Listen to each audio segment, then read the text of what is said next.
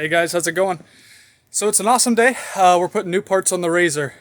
So we ordered a 3-inch lift kit for the Razor, and then we also, I went 2-inch spacers for each wheel. Decided to get a lift kit and wheel spacers because when we're riding in a lot of snow, but not just like a foot or so. We're riding in 2 feet, 3 feet of snow where you're braking trail, you're having to float on top of the snow.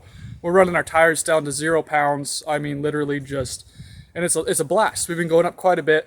But, you know, sometimes if I'm following in like a Toyota truck track or a Jeep track, my tires aren't wide enough to, you know, reach where their tires broke trail. So one tire's on their track, the other's in the middle, and also my belly pan is rubbing because they dig a trench. And so I figured it'd be better if we were a little wider, and then also with a little bit of lift, we could clear more, have a little bit more ground clearance as well. And it's going to help us get around. So pretty excited. This snow riding, it's a blast. If you haven't done it, try to find an opportunity to. It's a good time.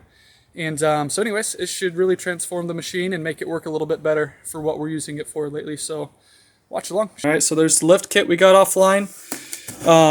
Pretty identical to the Super ATV lift. These ones I thought were pretty heavy duty. Yeah, they're really heavy. Strong steel, powder coated. Yeah, looks pretty simple. Comes with detailed directions on how everything fits up. So kind of step-by-step process. Has all the hardware right here, all the brackets for the back. This, of course, is for the front. Let's go ahead and start turning some wrenches, slap this lift kit on there. So this is a 3-inch, has all the adjustable holes. So you can go, I think, 2 to 3 or something, but I'm going to go, obviously, the highest. Let's get it on there and see how she looks. Ground clearance in the back. I'm running the SACHS shocks, not the best. On 1 click from being maxed out, just because I don't want to be too firm, I could always go another click. And right now to the bottom of that bar, it's looking like I am right at almost 12 and a half. So we're going to just say 12 and a quarter, roughly. About 12 and 3/8. So that's where we are for clearance in the back. Here's the measurement for the clearance for the front. We're looking like right at 13 inches, maybe 12 and 7/8. I'm just measuring to the bottom of my bumper here.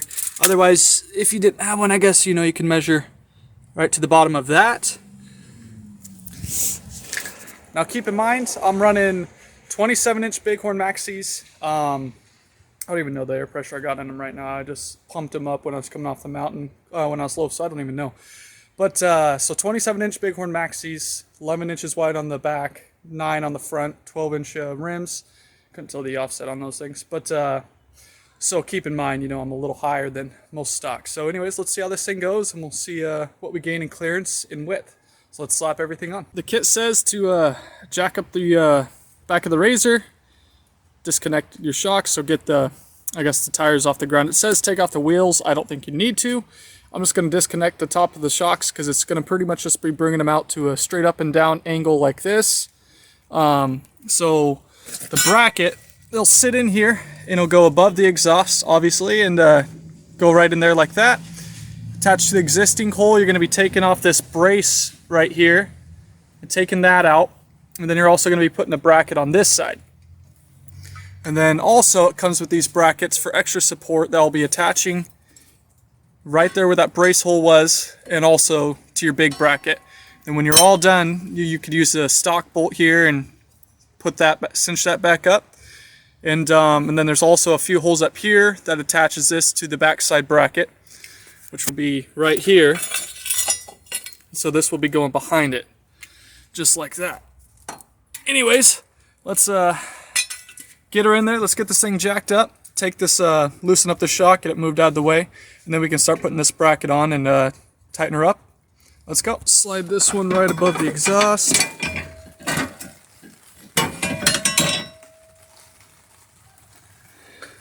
So pretty much you'll just line it up with your old hole from your shock once you took your shock out. And I just took the tops off and moved them to the side. That way I have room.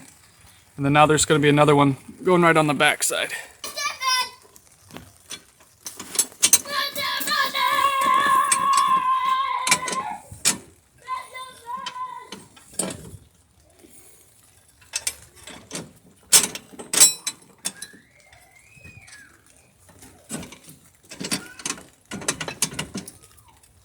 So there's the bracket in there. It's going right across above the exhaust, and then the exact same on the back side. And then it has where your brace comes down. This nut will come out and it attaches an extra reinforcement brace. And you got all these holes right here just to choose the height. And obviously this one being the highest, so that's the one we're going to go for. So yeah, we just bring the shock in here like that. And there we have it. So I'm going to leave it on this one. That'll be the highest. And yeah, so it's just pretty much making the shock way more vertical. The shock used to mount, where was it? Right down in here is where the shock used to mount. So just making it more vertical, but yeah, you don't even have to compress the shock or nothing, which is pretty cool. So I'm gonna hook up the shock, and then I'm gonna really cinch everything down. And yeah, I got everything pretty snug right now, and then I'm gonna hook the shock up and then go cinch it all down, and then we'll lower it, see how much higher we are. So lift for the front end. So pretty much this is gonna go. So you'll lift up the front end and you will disconnect the shock up there. And there's a support bar going from this side to the other side. A little dark in there, it's hard to see. And this right here will go right around it and snug right up in there. Pretty snug. And then you see all the holes there, that's where your shock will go out. So your shock will be actually in a more vertical look. And obviously I'm going to go to the furthest out hole, which will be the highest lift for it. So that's how the front end will be there. It's gonna bolt right to where your shocks once were. Of course, we got it jacked up, shocks moved to the side. I'm trying to do this with one hand. So anyways, it's gonna go underneath there, so I need two hands, so be back in a minute. So got it up in there, it's going across. Just line this up. With that, you're gonna have to reroute your diff hose. And yeah, so once I'm done, hopefully I don't forget it, leave it against the radiator, but I'm gonna shove it up in there and zip tie it somewhere once we're done. But yeah, looks pretty simple, pretty straightforward. You're just gonna line this up. This edge goes on the outside. This edge right here goes on the inside. It's already a tight spot. If you took the shock off, you'd understand. So this will go on the inside. There's only one way this can go, so make sure the proper side is facing back. Other than that, it's pretty simple. Bolt it up both sides, and then we'll be putting the shock on the outside. So here we go.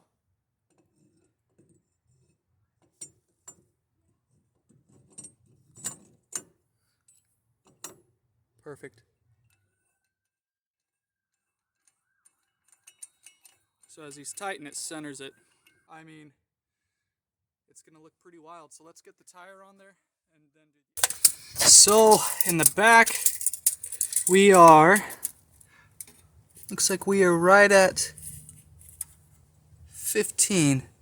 And I think right when we started, we were 12 1/4 or something like that. So just about 3 inches. All right, so for the front, we are, I think, I'll have to go back in the video and look, but I think we were right around 13.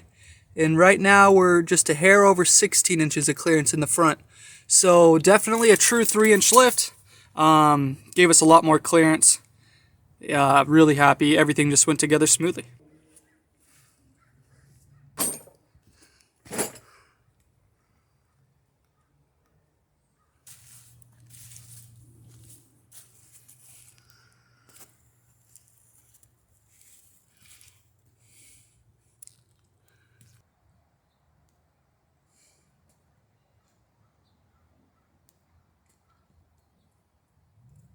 Alright guys, so thanks for watching. Turned out great. If you enjoyed the video, hit the like button. Be sure to subscribe, follow, all the good stuff. And until next time, we'll see you guys later.